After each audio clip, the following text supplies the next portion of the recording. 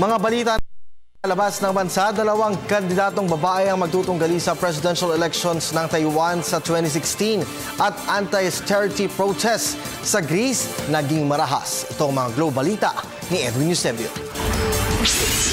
Nakakatiyak na ang mga botanteng Taiwanese na maghahalal sila ng babae bilang susunod nilang pangulo. Pinili na ng ruling Nationalist Party ang Taiwan Deputy Legislative Speaker at dating guro bilang kanilang pambato. Siya ay si Hung Hsieh-chu.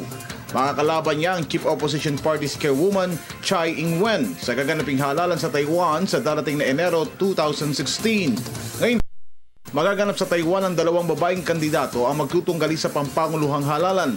Mga babaeng naging pangulo ng India at South Korea at iba pang Asian countries, subalit hindi pa ito nangyayari sa Taiwan. Sinabi ng mga political observers na tanggap na ng mga botanteng Taiwanese ang babaeng pangulo. Ito ay dahil nag-mature na umano mga botante matapos na mapatunayan sa kasaysayan ng iba't ibang bansa na kaya ring mamuno ng mga kababaihan.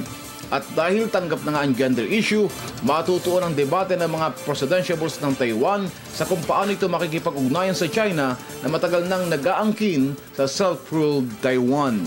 Naging marahas sa mga sa Greece na lubog sa pagkakautang at bagsak ngayon ang ekonomiya.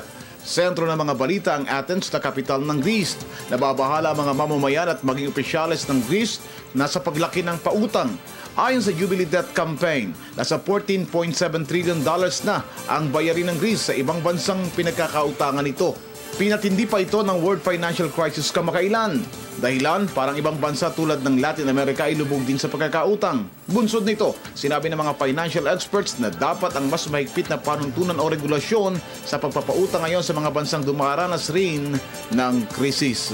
Para sa Edwin Eusebio.